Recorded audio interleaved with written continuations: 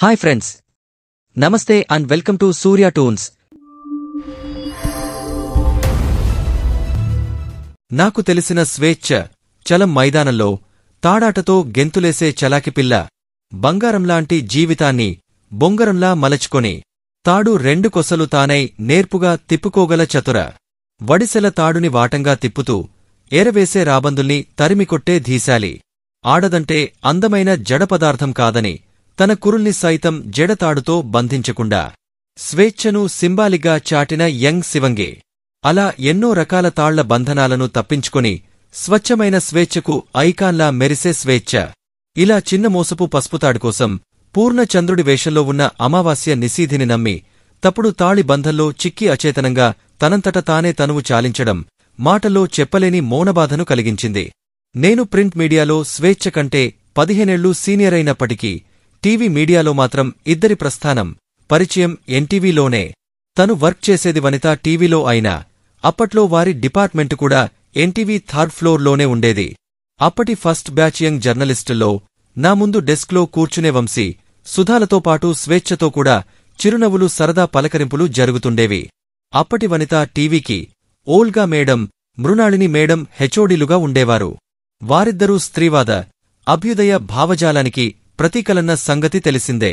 వారి ఇన్స్పిరేషన్తో పాటు స్వతహాగానే కామ్రేడ్స్ కుటుంబ నేపథ్యం ఉన్న స్వేచ్ఛ ఒక జర్నలిస్టుగా కూడా అదే ప్రోగ్రెసివ్ పంథాలో ఎదుగుతూ వచ్చింది. అలా కొంతకాలానికి తను వేరే ఛానల్స్కి మారడం, మరి కొంతకాలానికి నేను ఎన్టీవీ నుండి బయటకొచ్చి చాలా సంవత్సరాల తర్వాత మళ్లీ టీ న్యూస్లో కలుసుకోవడం, పాత ఎన్టీవీ సంగతులు పంచుకోవడం జరిగింది. నా ముందే జర్నలిస్టుగా ఎదిగిన బిడ్డ తానే స్వయంగా కార్ డ్రైవ్ చేసుకుంటూ డేర్గా వచ్చిపోతూ ఉంటే ముచ్చటగా చూడాలనిపించేది.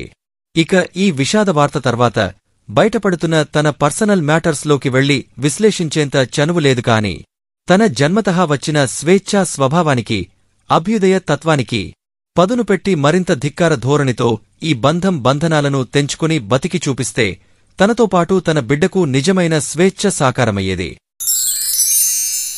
నాకు ఇలాంటి అనుభూతిని కలిగించిన మరో సంఘటన సిల్క్ స్మిత ఆత్మహత్య. వృత్తిపరంగా వీరిద్దరిలో పోలిక లేకపోయినా ప్రవృత్తి రీత్యా ఇద్దరి గమ్యం ఒక్కటే అయ్యింది. ఐటమ్ సాంగ్స్ డాన్సర్గా ఎంట్రీ ఇచ్చి పురుషాధిక్య ప్రొడ్యూసరాధిక్య సినీ ఇండస్ట్రీలో నిలదొక్కుకున్న మా ఏలూరు పిల్ల సిల్క్ స్మిత వ్యాంప్ రోల్స్తో పాటు కొన్ని మంచి పాత్రల్లో కూడా అద్భుతంగా నటిస్తూ హీరో హీరోయిన్తో సమానంగా బ్రాండ్ నేమ్ సంపాదించుకుంది. చివరికి హీరో హీరోయిన్ ఎవరన్నది పక్కన పెట్టి ప్రతి సినిమాలో సిల్క్ స్మిత సాంగ్ ఒక్కటైనా పెట్టక తప్పదన్న రేంజ్కి ఎదిగిన క్రేజీ వారియర్ స్మిత. కాని అంత strong attitude, bold and beauty లాంటి పాజిటివ్ ఫ్యాక్టర్స్ అన్ని ఉండి కూడా ఒక నిజమైన తోడుకోసం తపించి అర్హత లేని తోడేళ్లకి సర్వస్వం ధారపోసి అర్ధాంతరంగా ఉసురు తీసుకోవడం చూస్తుంటే ఇలాంటి మహిళలు తమ వృత్తి నైపుణ్యాల్లో మెరికల్లా మారడానికి సామాజిక కట్టుబాట్లను ధిక్కరించడంలో చూపించిన పోరాట పటిమ, తమ అంతర్గత సంఘర్షణల్ని ఎదిరించి నెగ్గడంలో చూపలేక విఫలమవ్వడమే ముఖ్య కారణమనిపిస్తుంది. సిల్క్ స్మితతో ఒక రాత్రి ముచ్చట. నేను బేగంపేట ఉషాకిరణ్ మయూరి ఫిలిమ్స్లో పబ్లిసిటీ డిజైనర్గా జాబ్ చేస్తున్న రోజులవి. యాంటిక్ లుక్స్తో ఉండే ఆఫీస్ బంగ్లా, దాని ముందున్న గార్డెన్స్లో అప్పుడప్పుడు సినిమా షూటింగ్స్ జరిగేవి. అలా ఒక రాత్రి కుంతిపుత్రుడు సినిమా కోసం మోహన్ బాబు, సిల్క్ స్మితలపై ఒక గ్రూప్ సాంగ్ షూటింగ్ జరిగింది. సిల్క్ స్మితది ఏలూరు అన్న సంగతి ముందే తెలుసు కాబట్టి మీది ఏలూరే మాది ఏలూరే మంత్రంతో మాటలు కలిపి షూటింగ్ గ్యాప్లో ముచ్చట్లు పెడుతూ సిల్క్ స్మితతో ఆ రాత్రి గడపడం మరచిపోలేని అనుభూతి. కాని అది జరిగిన కొంతకాలానికే తన అకాల మరణ వార్త వినడం ఇప్పటి ఈ స్వేచ్ఛ మరణ వార్తలాగే మాటల్లో చెప్పలేని మౌన బాధని మిగిల్చింది. Please like, share and subscribe Surya Toons YouTube channel.